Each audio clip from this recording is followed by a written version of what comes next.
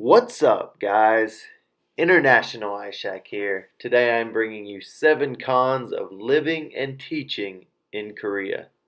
Starting off at number 1, transportation. I am a huge fan of owning my own car. Back in the States, I had my own car and I loved it. I really like the freedom of being able to get up and go whenever I want and wherever I want. It's a little different in Korea. I have to rely on the buses now, which the buses are reliable. They'll get you basically everywhere in Korea, but still it's a little inconvenient. You have to wait at the bus stops at certain times. Sometimes you have to take multiple buses to get to your final destination, and there can be a waiting period in between one bus to the next. Plus, for me, I get a little nauseous on the buses, so I'm just not a big fan. It might not be a con to you. I know some people love relying on public transportation and not having to worry about driving and having their own car. For me, I really like having my own car. So, public transportation is a con in my book. Number 2 is a lack of familiar products and goods and foods. A lot of it's foreign. Obviously, we're in Korea here, but there's certain things that you get used to that you don't have here. For example, I'm a huge fan of Mexican food. Me and my friends would go get Mexican food like once a week, once every other week. You can't do that here. I basically live in North Korea. There's no Mexican food in my town. You can find some in Seoul, a couple different places, but there's not much.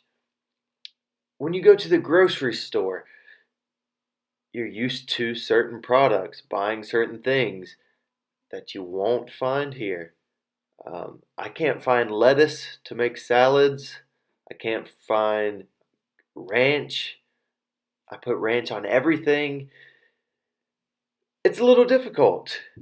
You will find new things that you weren't used to back home that you like, but the things you're used to having, a lot of them you won't have here.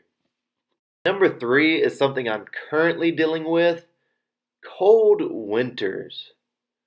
Korea is no joke. It is cold here. I'm from Florida. I don't get winters. We get a couple weeks of mildly cool weather and then about 11 and a half months of summer. I wasn't used to it. I think it averages in the winter probably 0 degrees Celsius, which is 32 Fahrenheit. We had a week, or I guess a day last week, maybe 2 weeks ago, that was basically 0 Fahrenheit. It got down to negative 17 Celsius. It's cold. It's very cold. If you don't like the cold, or if you haven't experienced the cold before, you're in for a treat. Number 4. This one can be avoided to a certain extent. It's the language barrier. I studied 0 Korean before I got here. I've studied next to none since I've been here.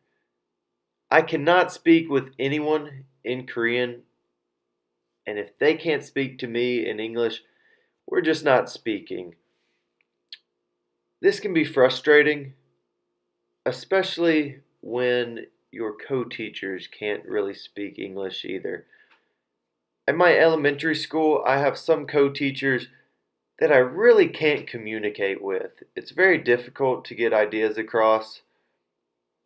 This can be frustrating from a social aspect just because you can't really converse with these people, but more so from a teaching aspect, especially in the beginning when you're trying to coordinate, trying to work out the dynamic of having a co-teacher.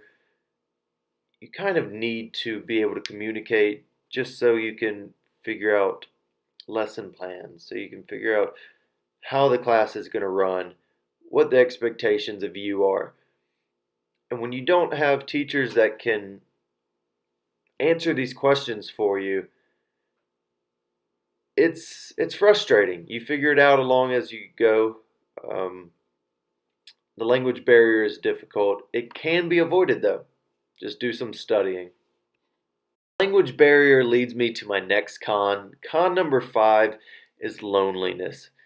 It's very easy to feel a sense of loneliness and isolation in Korea, especially when you can't communicate with 95% of the people. You can't really develop a sense of community. You can't have normal conversations with the faculty around you. Even the faculty you can communicate with, there's certain ideas you just won't be able to convey. And there's only a certain amount of depth that can occur in a conversation when the language barrier is present.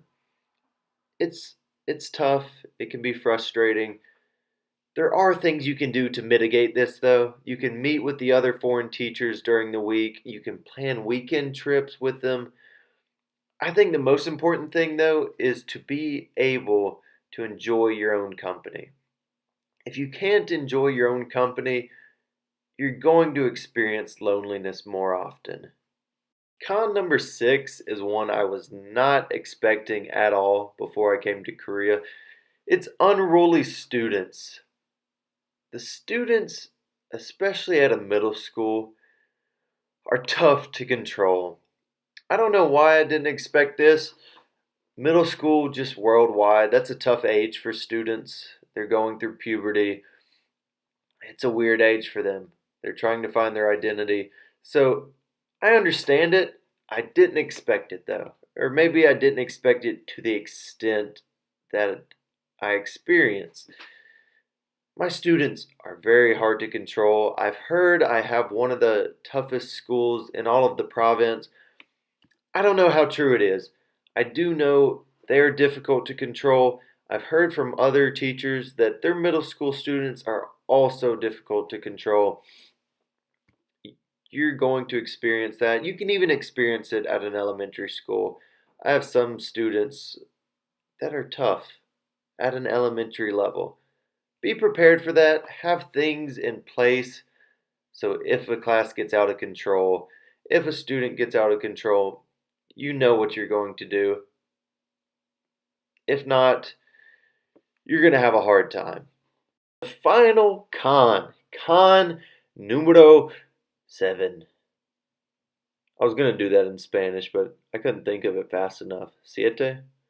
Uno, dos, tres, cuatro, cinco, seis, siete. Siete! I'm a little better in Spanish than I am Korean. Con numero 7 is the infamous desk warming.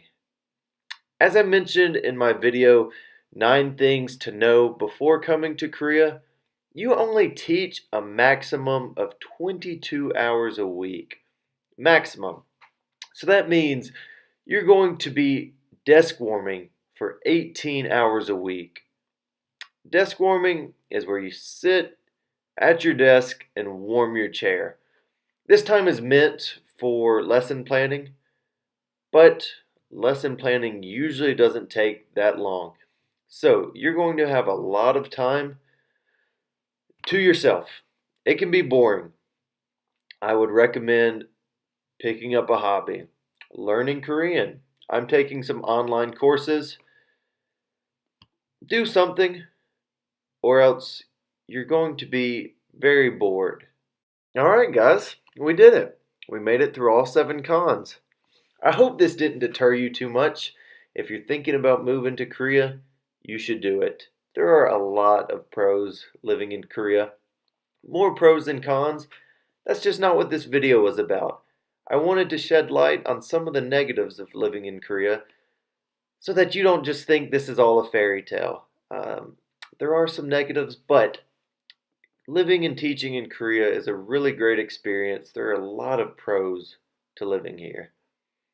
If you enjoyed this video, if it was beneficial, I would really appreciate if you could like the video, subscribe to the channel, and shoot me some comments down below. Any feedback you have, any questions you want answered, whatever it may be, send them my way. I'll get back as soon as I can. While you're here, check out some of my other videos. If you've seen them all already, then I will see you next Thursday. Remember, next Thursday for a brand new video.